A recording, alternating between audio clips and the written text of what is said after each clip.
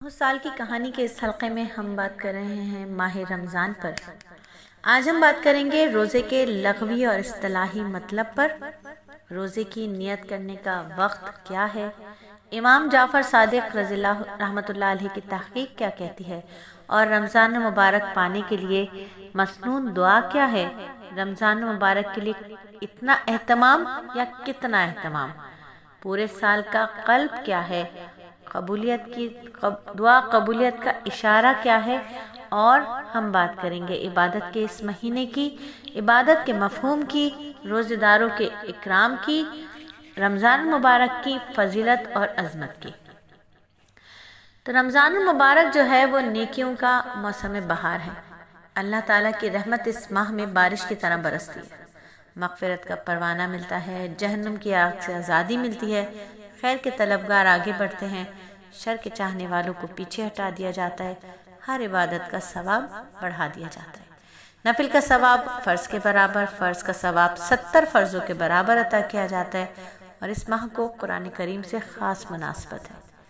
اللہ تعالیٰ ارشاد فرماتے ہیں، رمضان وہ مہینہ ہے جس میں قرآن نازل کیا گیا جو انسانوں کے لیے سراسر ہدایت ہے اور ایسی واضح تعلیمات پر مشتمل ہے جو براہ راست دکھانے والی اور حق و باطل کا فرق کھول کر رکھ دینے والی ہے۔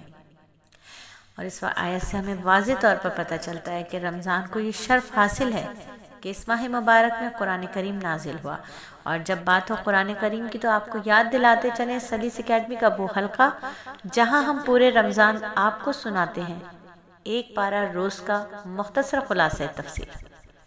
الحمدللہ اس وقت تک ہزاروں طالبات اس میں آ چکی ہیں۔ اگر آپ نے اب تک وہ حلقہ جوائن نہیں کیا تو فوری جوائن کریں، کیونکہ اس سال تفسیر کے اسباق پہلے رمضان سے نہیں بلکہ 15 شعبان سے شروع ہو جائیں گے۔ یہی وہ مہینہ ہے جس کے بارے میں نبی صلی اللہ علیہ وآلہ وسلم نے بتلایا کہ قرآن حکیم ہی نہیں بلکہ انسانی ہدایت کے لیے جو کچھ بھی آسمان سے نازل ہوا اس کے لیے حق تعالی شانہ نے اسی مہینے کا انتخاب فرمایا۔ حضرت واصلہ نبی صلی اللہ علیہ وآلہ وسلم سے روایت کرتے ہیں کہ آپ صلی اللہ علیہ وآلہ وسلم نے فرمایا کہ رمضان کی پہلی تاریخ کو مصحف ابراہیم علیہ السلام، چھٹی تاریخ کو توریت، 13ویں کو انجیل اور 24ویں کو قرآن پاک نازل ہوا، یعنی چاروں آسمانی کتابیں اسی ماہ مبارک میں اللہ رب العزت نے نازل فرمائی۔ امام رازی رحمۃ اللہ علیہ فرماتے ہیں اللہ تعالیٰ نے اس مہینے کو ایک خاص شرف سے نوازا ہے اور اپنی ربوبیت کا پوری طرح اظہار فرمایا ہے، اس طرح کہ اس میں قرآن پاک نازل فرمایا۔ اس لیے بندوں کو حکم دیا کہ وہ اس مہینے کو روزے کی اہم عبادت سے فروزہ رکھے، شکر کریں۔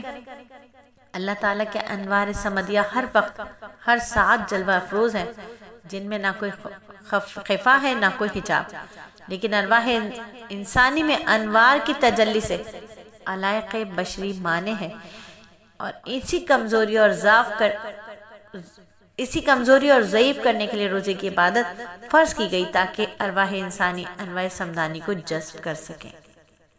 روزہ عربی زبان میں روزے کو عربی زبان میں صوم کہتے ہیں۔ اس کا لغوی معنی ہے رک جانا، ٹھہر جانا۔ جب بی بی مریم نے بولنا بند کیا تھا تو قوم نے کہا کہ آپ بات کریں، تو انہوں نے اشارتاً کیا کہا تھا؟ بے شک میں نے رحمان کے لیے روزہ مان لیا، یعنی ان کا جو روزہ تھا وہ کھانے پینے سے رکنا نہیں تھا بلکہ ان کا مطلب بولنے سے رک جانا تھا۔ صوم کے ایک معنی ہے رک جانا، ٹھہر جانا۔ اسی طرح اگر کوئی گھوڑا چلتے چلتے رک جائے اور تھکاوٹ کی وجہ سے نہ چلے تو اس کو عربی میں سائم کہتے ہیں۔ عرب لوگ اپنے گھوڑے کو جب جہاد کے لیے تیار کرتے ہیں اور کرتے تھے، چونکہ جہاد کے وقت ان کے لیے چارہ اور پانی میسر نہیں ہو سکتا تھا، اس لیے وہ ان کو گرمی کے موسم میں وہ چیزیں نہیں دیتے تھے تاکہ ان کی مشق ہو جائے۔ جن گھوڑوں کی تربیت کی خاطر بھوکا پیاسا رکھا جاتا تھا ان کو عربی میں سائم کہتے ہیں۔